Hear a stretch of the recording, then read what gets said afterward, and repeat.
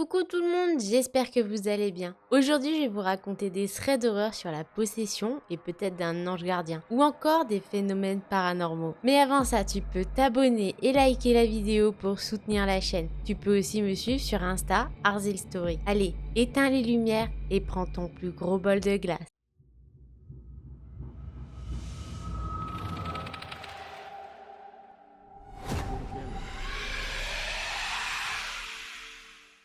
L'histoire que je vais vous raconter, c'est celle de Nina. Nina est une jeune mère de 27 ans. Alors tout d'abord, il faut que vous sachiez que Nina n'est pas quelqu'un qui croit spécialement au paranormal. Mais elle sait qu'il y a des choses non expliquées sur notre très chère Terre. Donc tout commence quand Nina a acheté une maison qui est assez neuve avec son mari pour construire une vie avec leur petite fille. Dans cette maison, quand on y rentre, il y a le salon, un peu plus loin la cuisine et le jardin. À droite de l'entrée, il y a les escaliers et à l'étage se trouvent 3 chambres. Il y a leur chambre et la chambre de leur petite fille tout au fond. Comme ça, si quelque chose arrive, ils auront toujours une vue sur le couloir. Un jour, Nina et son mari sont dans leur chambre et ils lisent un petit bouquin. Quand d'un coup, ils entendent une petite berceuse venant de la chambre de leur fille. Nina et son mari se regardent en mode « C'est quoi ce délire ?» Les deux parents se déplacent doucement pour ne pas réveiller leur bébé et voient que le mobile musical tourne tout seul. En gros, le mobile musical, c'est le petit tourniquet qui tourne autour du berceau pour endormir les enfants. Le problème, c'est qu'il fonctionne tout seul. Au début, les deux amoureux se disent juste que c'est un petit défaut et décident de l'enlever et de le mettre dans leur chambre.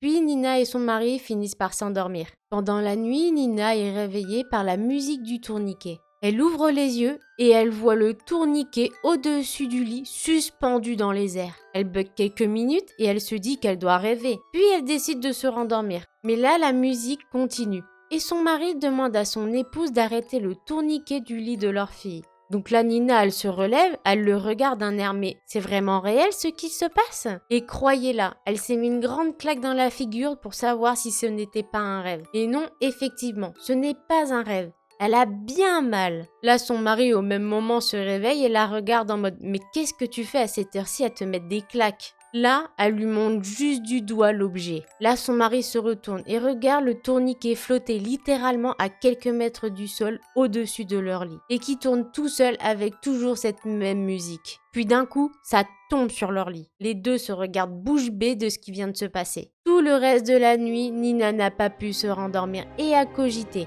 Les jours passent et aucun événement similaire a eu lieu.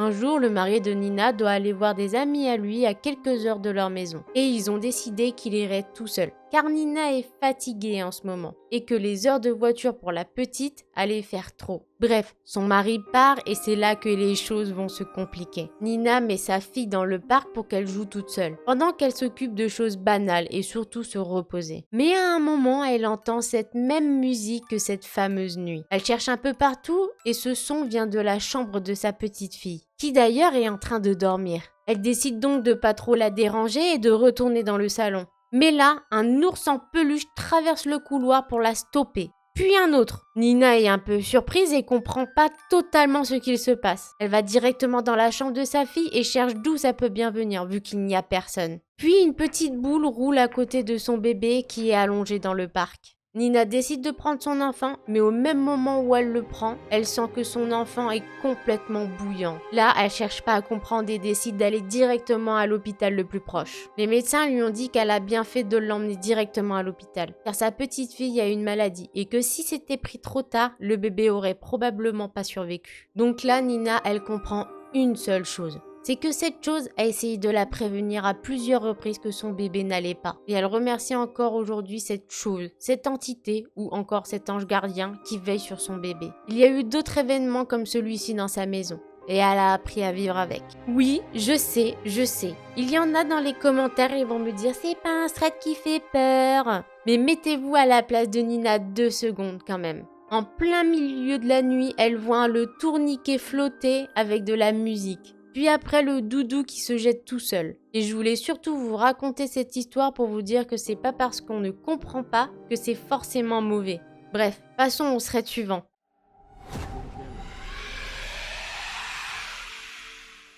L'histoire que je vais vous raconter, c'est celle de Lisa. Cette histoire se passe quand elle a 23 ans. Elle en a maintenant 27 ans. Lisa nous dit qu'elle travaille en tant qu'infirmière dans une très ancienne maison de retraite, qui autrefois était une ferme abattoir dans les années 1800. Et elle nous précise surtout que cette maison de retraite est au milieu de nulle part et que dans les environs, il n'y a que la forêt. Lisa travaille de nuit dans cette maison de retraite avec sa meilleure amie qui est aussi colocataire. Leur travail consiste à surveiller les personnes et surtout voir si les patients dans l'établissement ont besoin de quoi que ce soit. Une nuit, Lisa et sa meilleure amie sont allées travailler. Et il faut savoir qu'à ce moment-là, il manque cruellement de personnel, donc elles sont que 3 pour 38 patients. Lisa nous dit que dans cette maison, il y a un côté ancien qui existe depuis 1800 et le nouveau côté qui est là depuis 2008. À 2h45 du matin, Lisa et sa meilleure amie et l'autre infirmière commencent leur ronde. Mais peu de temps après, l'autre infirmière décide qu'elle est fatiguée et part dormir. Donc Lisa et son amie décident de rester ensemble et de continuer leur tournée. Et les deux jeunes femmes sont totalement terrifiées par l'ancien côté du bâtiment. Il y a des rumeurs comme quoi il y aurait une entité maléfique qui habiterait ce lieu. Et surtout, quand les deux amies y vont, ils sentent quelque chose qui cloche avec cet endroit. Elles ressentent une énergie noire. Elles ont l'impression que quand elles rentrent dans cette partie du bâtiment, qu'elles portent tous les malheurs du monde sur leur dos. Puis elles ont toujours des sueurs froides et ont l'impression que quelque chose les observe, comme si quelque chose les guettait.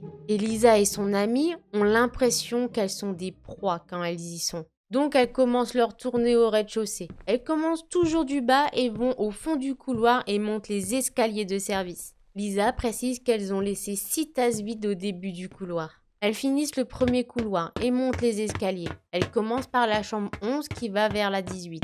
Les deux jeunes femmes décident de redescendre par les escaliers de derrière qui mènent directement vers la cuisine. Elles rentrent dans la cuisine pour vérifier s'il y a un résident. Il n'y a personne. Elles décident d'aller remplir des papiers vers leur bureau. Lisa est debout à côté de son amie qui, elle, est assise dans un fauteuil. À un moment, Lisa regarde l'heure et il est exactement 3h33. Là, les deux femmes se regardent et toutes les deux commencent à rire et à faire des bruits de fantômes. Quand d'un coup, Lisa sent un souffle froid dans son oreille. Puis elle entend un grognement sombre. À ce moment-là, Lisa se fiche complètement. Elle est totalement paniquée. Son amie est toute pâle. Puis la pièce a commencé à devenir de plus en plus sombre, tout autour de Lisa. Là, les deux jeunes femmes décident de partir de la pièce calmement et se dirigent vers la cuisine. Car à côté de la cuisine, il y a une zone pour fumeurs. Et elles décident d'aller discuter de ce qui vient de se passer il n'y a même pas une minute. Les deux jeunes femmes n'arrivent pas à croire ce qui vient de se passer. Elles arrivent au coin fumeur et elles ne savent pas quoi dire tellement c'est irréel. Elles savent qu'il y a des rumeurs, des bruits de couloir concernant des esprits dans ce lieu. Mais elles ont toujours rigolé, malgré le fait qu'elles ont des sentiments mitigés sur le lieu. Elles décident donc après quelques temps de rentrer et elles vont à l'endroit où elles ont laissé leur verre. Mais quand les deux femmes arrivent sur les lieux, il n'y a que 4 tasses à la place de 6 tasses. L'amie de Lisa ouvre la porte de la cuisine et inspecte les environs pour chercher les tasses disparues. Et là, une tasse est jetée dans le couloir pour rejoindre les autres. Lisa nous dit qu'à ce moment-là, elle sait qu'il n'y a aucun résident qui est là. Car à cet étage, il n'y a personne qui est mobile. Et seul le personnel peut passer ces portes. Et elles sont les seules qui peuvent ouvrir cette porte. Et l'autre infirmière dort dans l'autre bâtiment. Lisa récupère les tasses et décide de retourner dans la cuisine pour aller les déposer. Elle pose les tasses dans le l'évier quand une ombre vole comme un papillon tout autour de l'ampoule. Sauf qu'il n'y a pas de papillon en vue. Puis d'un coup, la lumière s'est éteinte et a commencé à clignoter. Et elle a senti que quelque chose commençait à essayer de lui attraper les pieds. Elle a crié à son amie de l'aider, mais son amie avait l'air d'être totalement paralysée par la peur, ou comme si quelque chose l'empêchait de bouger. Les yeux de son amie bougent, mais pas son corps. Lisa est finalement tombée et des sueurs froides lui ont brûlé la peau au niveau du dos. Elle sent que cette chose qui l'agrippe lui souffle dans l'oreille. Son amie a commencé à pleurer. Et Lisa a vu que quelque chose était en train de rentrer dans les narines et dans la bouche de son amie. La peur a envahi Lisa et elle sait qu'à ce moment-là, quelque chose a pris possession de son amie qui est en face d'elle. Son amie arrive enfin à bouger et un sourire diabolique a commencé à se dessiner sur son visage. Ses yeux ont l'air déments et elle se lèche les mains. Lisa essaye de se retenir de crier car la chose essaye toujours de l'agripper au niveau des jambes. Son amie arrive vers Lisa et commence à la caresser au niveau de la joue. Puis elle commence à lui parler dans une autre langue que son amie ne connaît pas. Puis avec tout le raffut qu'elles ont fait dans la cuisine, l'autre infirmière est arrivée et leur a demandé ce qu'il se passait ici. Là, l'amie de Lisa est pratiquement revenue à elle et elle lui a dit qu'elles ont juste eu peur d'une bestiole. Lisa est totalement choquée de ce qu'elle vient de voir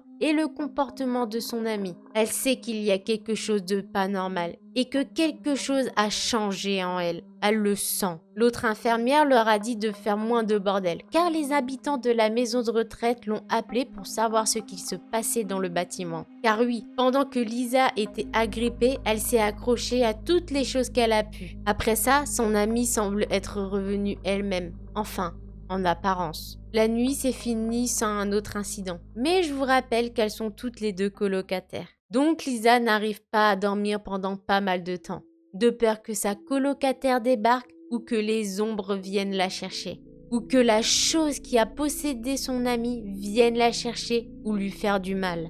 Quand elle a enfin réussi à dormir, elle fait des rêves étranges. Elle ressent une énergie très sombre autour d'elle. Un jour, son petit ami est venu dormir chez elle et il l'a réveillée en pleurs et en la secouant. Il lui a dit qu'il a vu une grande femme avec une capuche qui était suspendue au-dessus d'elle.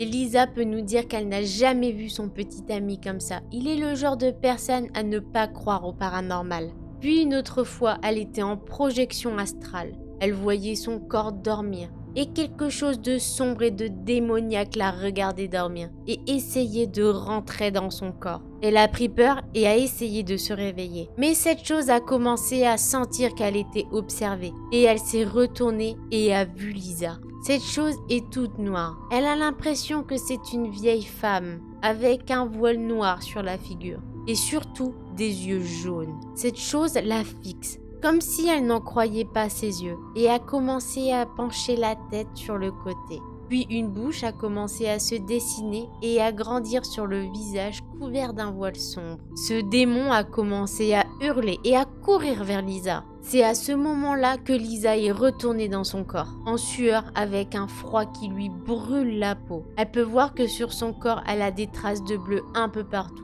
et elle a l'impression qu'elle a des courbatures partout. Depuis, Lisa est totalement terrifiée de dormir seule et a décidé d'aller habiter avec son copain, car elle ne nous l'a pas dit avant. Mais l'amie de Lisa pratique depuis son retour pas mal le Ouija, et elle est devenue très froide et distante. Son amie la regarde à chaque fois comme si elle luttait contre quelque chose. Son amie fait des rituels bizarres dans sa chambre, et de fil en aiguille, elle a décidé de la laisser et de se protéger elle-même. Depuis, Lisa a quitté la maison de retraite et elle met de la sauge à brûler, du sel à l'entrée de sa porte et du sang de dragon. Elle essaye n'importe quoi pour empêcher ce genre de choses de revenir. Depuis qu'elle s'est installée avec son copain, les choses se sont améliorées. Mais malheureusement, elle fait quand même de temps en temps des cauchemars horribles. Bon, là, on est d'accord, c'est totalement horrible ce qui se passe pour Lisa et son amie.